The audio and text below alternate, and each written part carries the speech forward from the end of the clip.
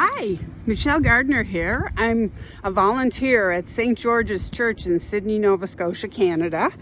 And we're all under lockdown here because of this COVID-19 virus. And I've decided to make it a little project because I come and I check out St. George's every single day because of the heating system and things, and it's considered a vacant building. But I thought it might be interesting, since I come here every day, to share with you all some of these stories we as tour guides here at St. George's share with people who come on cruise ships. It's actually, after all, our history here in Cape Breton. This is the oldest standing building in Cape Breton.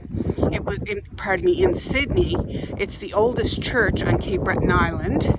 It was built in 1785, and as you can see, it's made of stone. The stones came from the former fortress of Louisbourg, and the cornerstones on the side, they came from Caen, France.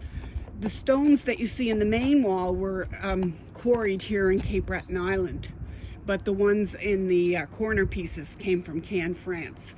Now, I could talk a little. I'm going to do a whole webcast just about the tower here that you see in front of us. When the church was originally built, it didn't have this vestry or porch or a bell tower for our. We still have a bell up there, but it was added. Actually, there was wooden ones, and they blew down in gales, and there's all kinds of stories about it, and I'll share that in another day. But just to give you a little look at what it looks like on the outside, and we'll have a whole discussion one day about the stained glass windows and this important building, built in 1785 by British soldiers and Masons.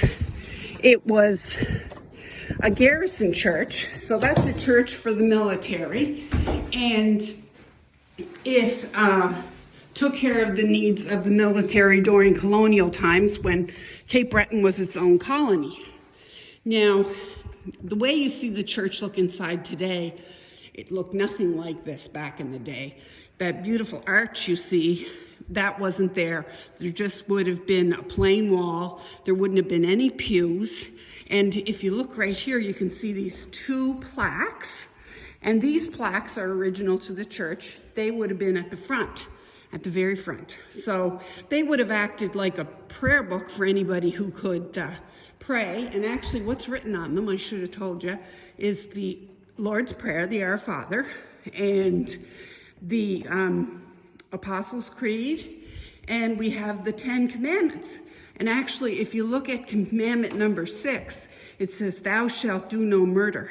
And most of us know this as "Thou shalt not kill." Now, there's a couple of theories why that says "thou shalt do no murder," and one is that because this was a soldier's church, they used the word murder as opposed to kill because soldiers had to kill.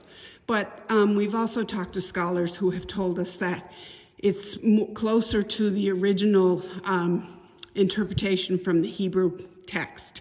So that may be why it says "thou shalt do no murder." So as you can see, we have this beautiful arch over the door that says, "On earth, peace, goodwill toward men." And this, of course, was added later, probably in the 1850s or the 1860s, when the sanctuary, which you see at the front of the church, that's where the altar is, was added. And I'll pick up there next time I talk about St. George's, which will be tomorrow. And one day we'll have a discussion about the organ, and one day we'll have a discussion about the stained glass windows, and the fact that we fly the Canadian flag, and we fly the Union Jack. And also about St. George's during the war and the people that were affected by war, and some of the little known stories about the church and over the years, things that happened to people here. We're talking about 235 years. St. George's is 235 years old this year. So that's an important celebration.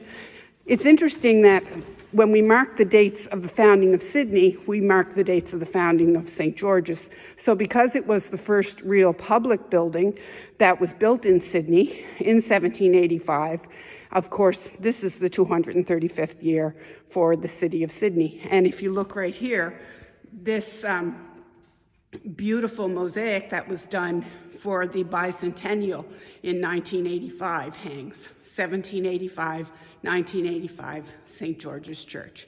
And you can see St. George with the dragon underfoot, which he's usually seen like.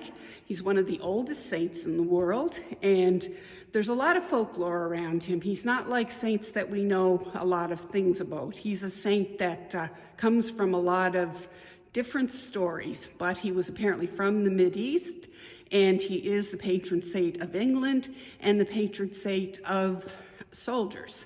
And of course, this church was built at the time of George III, so St. George's makes sense. Anyway, that's all from me for today. I'll just take a look around here. Hope none of the ghosts show up.